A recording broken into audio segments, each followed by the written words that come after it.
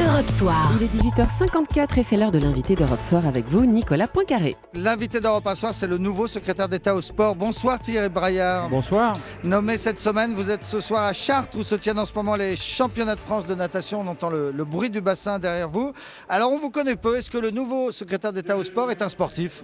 Oui, tu es un sportif et un passionné de sport et surtout un défenseur des sportifs. Et c'est la raison pour laquelle je suis très heureux d'être à ces championnats de France à Chartres avec une fédération qui est la Fédération française de natation qui est quand même assez exemplaire.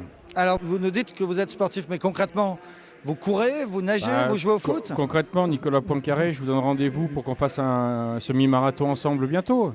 Avec plaisir. Non, vous êtes, je crois, surtout un fan de foot, non ? Oui, quand j'étais jeune, j'étais vraiment fan de foot, mais j'aime tous les sports et j'ai pratiqué la boxe, pratiqué un peu de rugby, si vous voulez que je me présente. Et puis quand on vieillit un peu, on fait des sports moins dangereux, entre guillemets.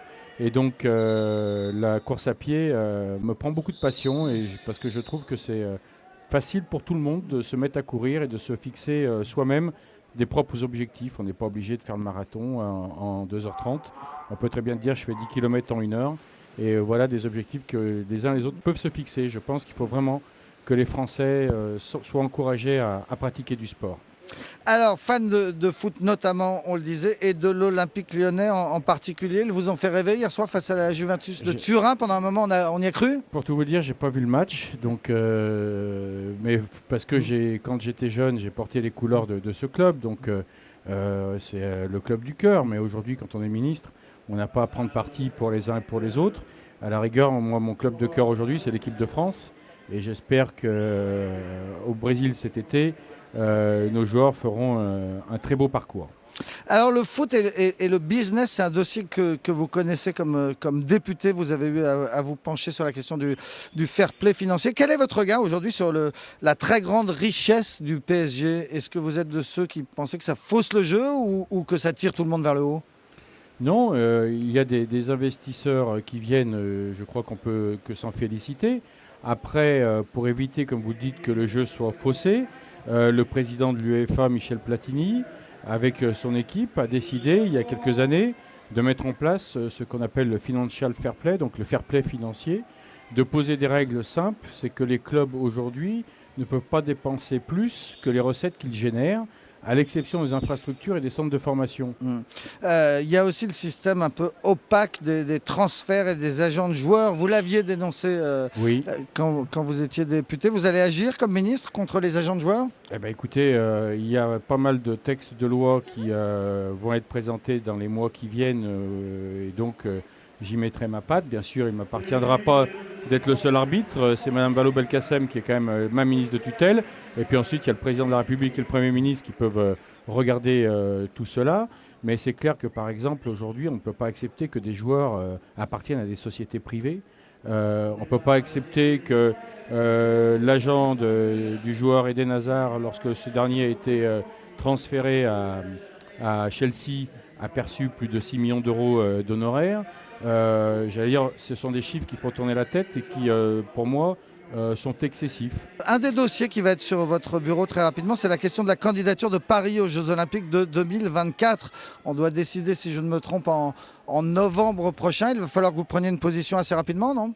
Oui, c'est la raison pour laquelle, avec Najat Vallaud-Belkacem, on a déjà indiqué qu'on ne voulait surtout pas se presser et qu'on voulait remettre un peu les choses à plat.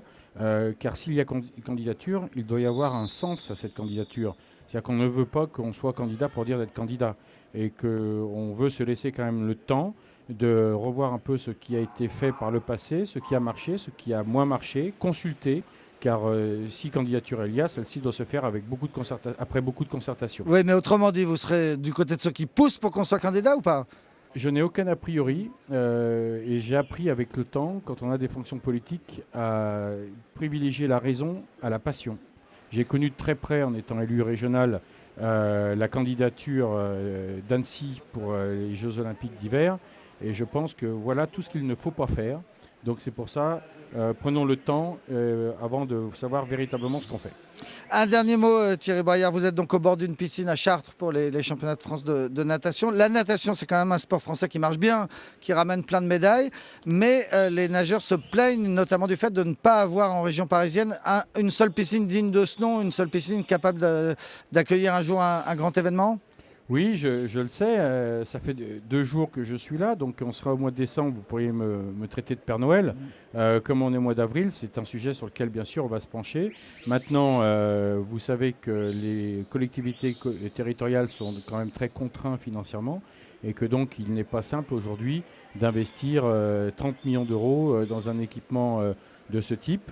C'est la raison pour laquelle je pense qu'il va falloir que l'État se penche aussi sur cette question. Et c'est un des sujets, parmi de nombreux, qui vont être sur mon bureau dans les prochaines semaines. Eh bien, il y en a des sujets sur votre bureau. Le nouveau secrétaire d'État au sport est un adepte du jogging, on l'a appris ce soir. Merci beaucoup Thierry Braillard d'avoir été notre invité. Merci beaucoup à vous et n'oubliez pas mon défi. J'y manquerai pas. Parfait.